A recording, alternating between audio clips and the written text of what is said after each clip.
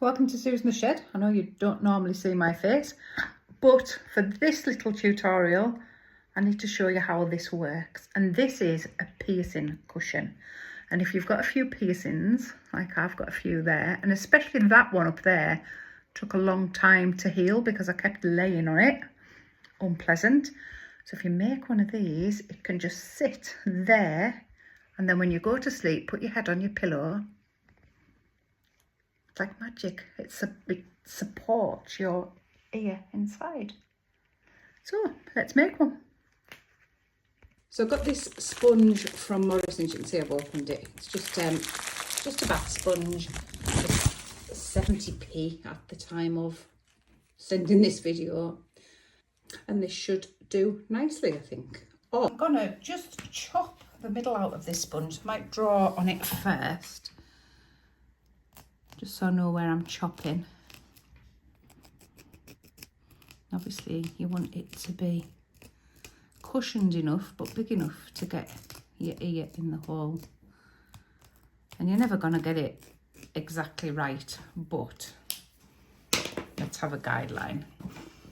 And we're just going, I've got some nice sharp little scissors here, and we're just going to chop that out. We'll go all the way through.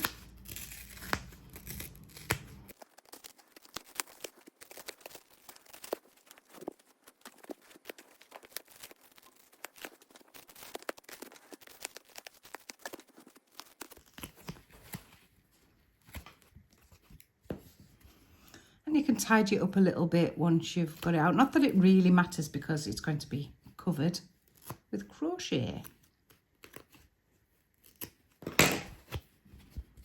So you've got this nice little O shape, and that should fit nicely on your ear. So you're going to get the yarn colour of your choice and start with a slip knot on your hook.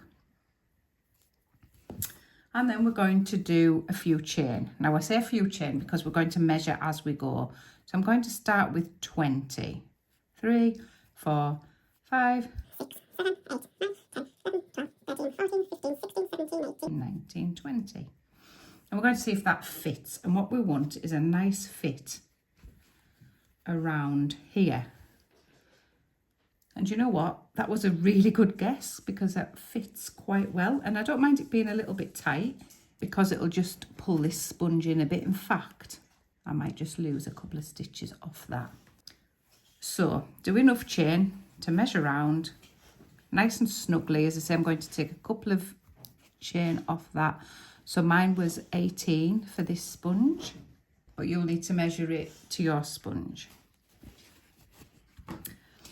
The next thing we're going to do is we're going to double crochet into the second chain from the hook. So your second chain is not that one that your hook's coming, that your loop's coming out of, but it's the next one. Put your hook in, you fetch your yarn back, you've got 2, yarn round, and you take those 2 off. 1, 2. Let's do it again.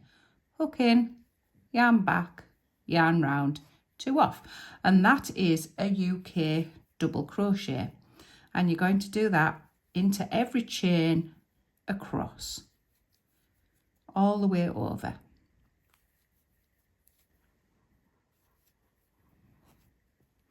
And when you've got all the way over and you've got a double crochet into each stitch, you're going to just, before we go any further, and we've only done 1 row, we're going to check it.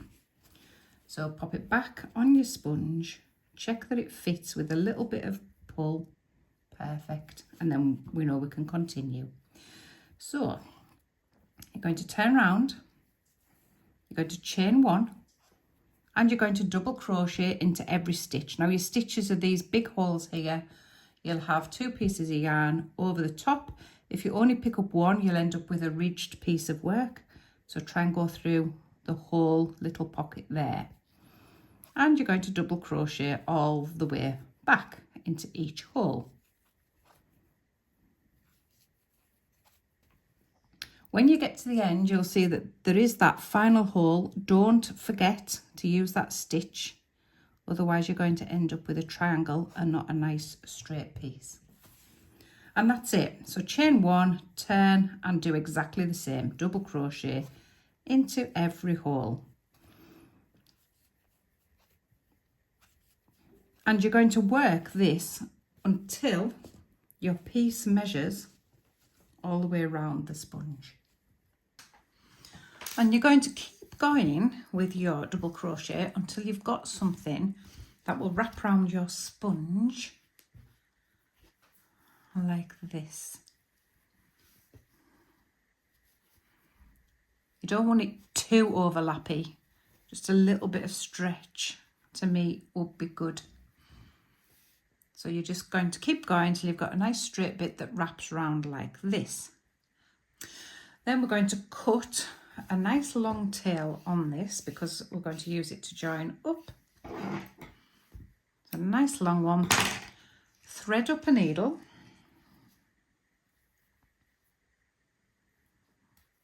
And the first thing you're going to do is go through this loop so it doesn't pull out. So just like that. And then we're going to join the two edges together. So just put them together like that. And we're just going to do a little whip stitch, stitch for stitch, all the way across. Now obviously you've got quite a lot of yarn here, so it will take a little while to pull it all the way through, but we do need that to join the sides in a minute. So just do that all the way across. And you should end up with this nice tube of crochet like that you can just pop your sponge into, just like that, just in the center. So the next thing we're going to do is join up the edges. It'd be quite useful if your seam starts on one side, just it's an easier place to start. So just have your seam and your starting yarn just on the side of your sponge there. And what we're going to do is we're going to pull it together, find the other seam, and we're just going to whip stitch into that opposite seam there. Maybe a couple of them. Just do a couple of them to keep it nice and secure.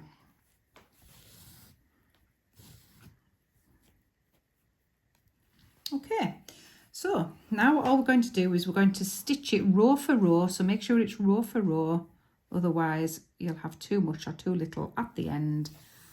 Going to put the row ends together and just stitch that all the way around. Moving round the sponge as you go, end to end.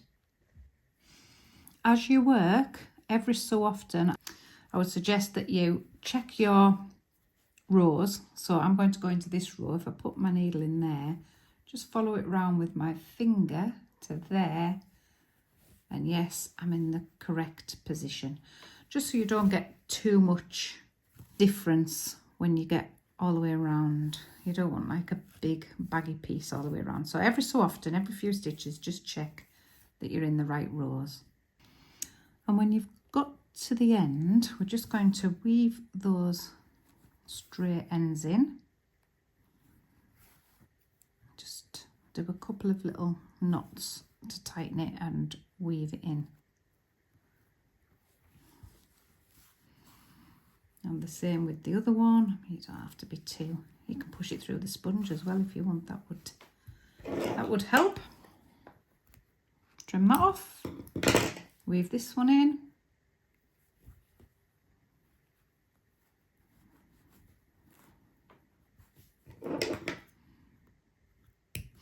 You're going to just manipulate your seam that it sits inside.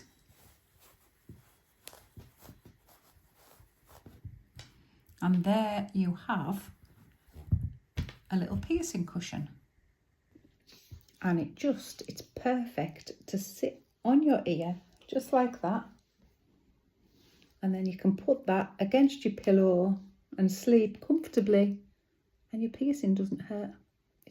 So I hope you've enjoyed this little tutorial, and I hope this little thing proves useful to some of you. Let me know if you try it. Until next time, happy hooking.